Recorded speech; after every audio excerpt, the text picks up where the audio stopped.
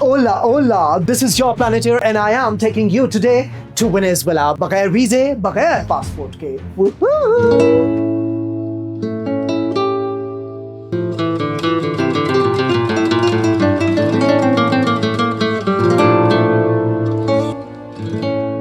President captures president. It sounds like a political blooper or the setup to a thriller. But in Venezuela, it was real. In January 2026, the United States launched a large-scale military strike and captured President Nicolás Maduro, ending more than a decade of his rule. Treasury and legal pressure, narco-terrorism indictments, and geopolitical tensions culminated in a dramatic power shift that stunned the world. But Venezuela is more than a headline. It's a land where extremes collide, a nation of extraordinary natural wonders and wrenching human suffering. A place with the largest proven oil reserves on earth, richer even than Saudi Arabia, yet millions struggle to put food on the table. Land of extremes. From the dizzying height of Angel Falls, the world's tallest uninterrupted waterfall, to flat-topped tabletop mountains like Roraima, Venezuela feels like an entire continent in one country. Its forests, plains, jungles, and Caribbean coastlines give it staggering biodiversity. Rare orchids, pink river dolphins, capybaras, and elusive jaguars all call this place home.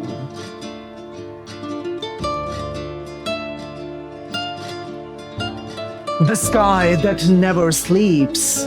Over Lake Maracaibo, nature performs a nightly spectacle. Catatumbo lightning, a phenomenon with up to 300 stormy nights a year, lighting up the sky in dramatic flashes. Sailors once used it as a natural lighthouse, its beauty born of nature's power, and a reminder that Venezuela defies simplicity.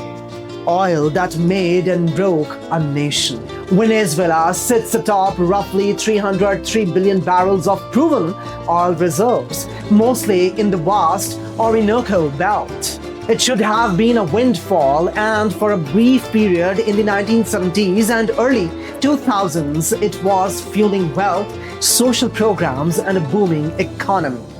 But that same resource, coupled with economic mismanagement, corruption, sanctions, and falling global prices, turned into Venezuela's undoing. Production plummeted from millions of barrels per day to far less than capacity. Hyperinflation, shrinking GDP, and shortages became everyday reality, forcing millions to flee. Politics and polarization. Hugo Chavez rose to power in 1998, promising revolution and change. After his death in 2013, Nicolás Maduro continued the legacy marked by disputed elections, depolarization, and crackdowns. By 3rd of January 2026, US Special Forces executed Operation Absolute Resolve, captured Maduro, and flown him to face trial, prompting political uncertainty and questions about Venezuela's future leadership. Under acting President Delcy Rodriguez, the government has begun releasing political prisoners and rebuilding diplomatic ties, including reestablishing relations with the United States. Human cost. Nearly 8 million Venezuelans have left their homeland, one of the largest migration crises in the Western Hemisphere. Cities are strained by crime, unemployment, and shortages. Hospitals lack basic medicines. Families scramble for survival.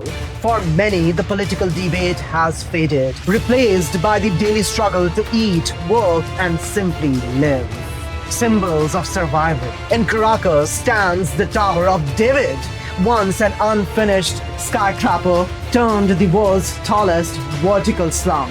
Families built homes on its floors, shops and gyms poked up, and life adopted inside concrete shells. It is a monument to resilience and to the improvisational spirit born to crisis. Culture and life. Despite hardship, culture persists. In Caracas, a peculiar roller skate Christmas tradition glides through streets each holiday. The quattro guitar strings still ring.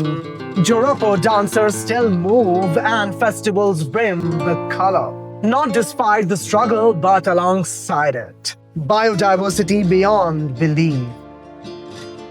Venezuela's nature endures. Orchids numbering in the tens of thousands, dolphins weaving through Amazon tributaries. Lush wetlands alive with capybaras and silent jaguars stalking dense jungles. Life persists in even the harshest human landscapes. A land of paradox. Venezuela, brightest lightning, tallest waterfalls, richest oil reserves. A land of paradise and pain, crisis and resilience. The real question is not just what happened to Venezuela, but what happens next after political upheaval, economic reform, and international engagement. Could this fractured nation rise again? And the strangest question of all, what if Venezuela is not a failed story, but a country still waiting for its next chapter?